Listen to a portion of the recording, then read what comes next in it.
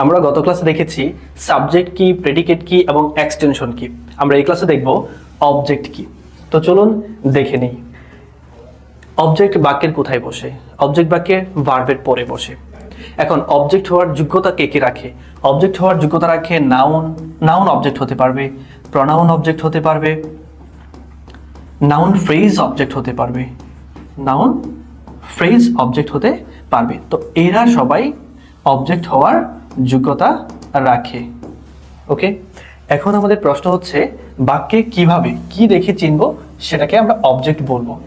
তো চলুন একটি এক্সাম্পল দেখে নিই। যেমন she makes a kite, she makes a kite। আমরা গত ক্লাসে দেখেছি এটা হচ্ছে ভার্ব। আমরা এটুকু জানি যে এটাকে বলা হয় ভার্ব। আর ভার্বকে আমরা প্রশ্ন করব কে বা কারা। কে বা কারা দিয়ে প্রশ্ন করলে যেটা পাবো তার নাম হচ্ছে সাবজেক্ট। যেমন কে বানায়, সে বানায়, এটাকে বলবো আমরা সাবজেক্ট। ওকে, আর এই বাকি পুরোটুকে আমরা কি বলবো? পুরোটুকুকে আমরা বলবো প্রেডিকেট। ওকে, আমরা জানি প্রেডিকেটের ভিতরে ভার্ব থাকতে পারে, অবজেক্ট থাকতে পারে, তারপর কমপ্লিমেন্ট থাকতে পারে, অ্যাডজেক্টিভ, অ্যাডভার্ব, সো অন, এগুলো থাকতে পারে প্রেডিকেটের ভিতরে। ওকে, এখন এটাকে যে আমরা অবজেক্ট বলবো কিভাবে বলবো? চলুন ভার্বকে আবার প্রশ্ন করব। তো একটু জাস্ট একটা নোট, কে অথবা কারা, এইটা দ্বারা যখন প্রশ্ন করে উত্তর পাবো সেটাকে বলবো কি? সাবজেক্ট। সেটাকে কি বলবো? সাবজেক্ট। যদি আমরা প্রশ্ন করি যে কাকে প্রশ্ন করব, অবশ্যই ভার্বকে প্রশ্ন করব। কি কি বা কাকে, কি বা কাকে, এই দুটা দ্বারা যদি প্রশ্ন করি, বা কাকে অথবা কাদেরকে, কাদেরকে, এই দুটা দ্বারা যদি আমরা ভার্বকে প্রশ্ন করি, আমরা যে উত্তরটা পাবো সেটাকে আমরা বলবো অবজেক্ট। তো চলুন প্রশ্ন করি ভার্বকে যে কি বানাই একটি ঘড়ি, উত্তর তো পেয়েছি, তার নামই হলো অবজেক্ট। এখন একটু আগে বলেছিলাম অবজেক্ট হওয়ার যোগ্যতা কে রাখে? Noun, pronoun, noun phrase. Okay, যেমন কাইট একটা নাউন। এখন এটা শুধু কাইট না, এখানে এ কাইট আছে, এটাকে বলা হয়, দেখুন এ এবং কাইট, একটি ঘড়ি। মূলত কোনো একটা এন্টিটিকে বোঝানো হচ্ছে, একটা বস্তুকে বোঝানো হচ্ছে, সেই জন্য একাধিক ওয়ার্ড মিলে যদি একটা অর্থ প্রদান করে সেটাকে আমরা বলি ফ্রেজ। কি বলি আমরা সেটাকে? ফ্রেজ বলি।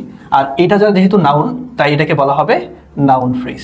নাউন ফ্রেজ কি অবজেক্ট হওয়ার যোগ্যতা রাখে না? অবশ্যই রাখে, এই জন্য আমরা এটাকে কি বলবো? অবজেক্ট বলবো। সো আরো কিছু এক্সাম্পল আমরা দিব, তবে আমরা এর আগে দেখিনি এখন অবজেক্ট কত প্রকার। অবজেক্ট মূলত দুই প্রকার। অবজেক্ট মূলত কত প্রকার? দুই প্রকার। Wait a little bit. So here, object has two kinds. Number one, indirect object. Indirect object, এটাকে আমরা পাশে লিখে দিই, এটাকে ব্যক্তিবাচক বলা হবে, ব্যক্তিবাচক অবজেক্ট। আর এটা বলবো আমরা ডিরেক্ট অবজেক্ট। কি বলবো? Direct object. কেন এই দুটা লাগবে অবজেক্ট, একটু পরেই আমরা দেখব কেন লাগতেছে। ওকে, যদি আমরা প্রশ্ন করি যেমন she gave me a flower vase, she gave me a flower vase, অথবা ফ্লাওয়ার, সে আমাকে একটি ফুল দিয়েছিল। এবার এটা হচ্ছে বাক্যের ভার্ব, অর্থাৎ এটা হচ্ছে বাক্যের সাবজেক্ট। কিভাবে চিনলাম? এই ভার্বকে আমরা প্রশ্ন করব। ভার্বকে কি দ্বারা প্রশ্ন করব? ভার্বকে প্রশ্ন করব কে বা কারা। কি দিয়ে প্রশ্ন করব? কে বা কারা। কে দিয়েছিল? সে দিয়েছিল, উত্তরে যেটা পেলাম তার নাম হচ্ছে সাবজেক্ট। সাবজেক্ট বাদে এই বাকি পুরোটুকুকে আমরা কি বলবো? প্রেডিকেট। এটা আমরা আগেই জেনেছি, পুরোটুকুকে কি বলবো আমরা? প্রেডিকেট। ওকে, এটা হচ্ছে আমাদের বাক্যের ভার্ব। এখন ভার্বকে আমরা কি দিয়ে প্রশ্ন করব? দুইটা জিনিস দিয়ে প্রশ্ন করতে পারি, একটা হচ্ছে কি, আর একটা হচ্ছে কাকে অথবা কাদেরকে। তাহলে ভার্বকে প্রশ্ন করে আমরা যে আনসারটা পাবো, ওই আনসারটাকে আমরা বলবো অবজেক্ট। তাহলে প্রশ্ন করি ভার্বকে যে কি মানে দিয়েছিল, কি দিয়েছিল, উত্তর পেলাম একটি ফ্লাওয়ার।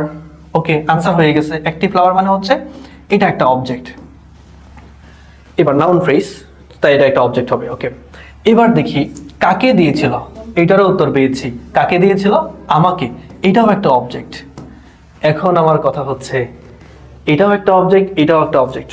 একসময় ভিডিও একটা ভাইরাল হয়েছিল যে এই গরুটাকে, ধরেন এখানে একটা গরু আছে, এখানে আরেকটা গরু আছে, দুইটা গরু। ওই যে বলো না যে এই গরুটা আমার, ওই গরুটা আমারই, কিন্তু গ্রামারে তো আর আমারই মিলবে না, এটা বলে তো আর আমাকে কাজ হবে না। এগুলোর একটা নাম আছে, এটাও অবজেক্ট, এটাও অবজেক্ট, কেমন অড লাগে না?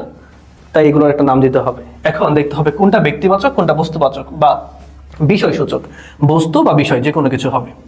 তাহলে এটা দেখেন মি মানে আমাকে, মানুষের সাথে মিলে, তাই এটাকে বলবো আমরা ব্যক্তিবাচক অবজেক্ট, অথবা এটাকে বলবো আমরা ইনডিরেক্ট অবজেক্ট। কি ডিরেক্ট বলবো? Indirect object. ইনডিরেক্ট অবজেক্টকে আরেক কথায় আইও বলবো। কি বলবো আমরা? আইও।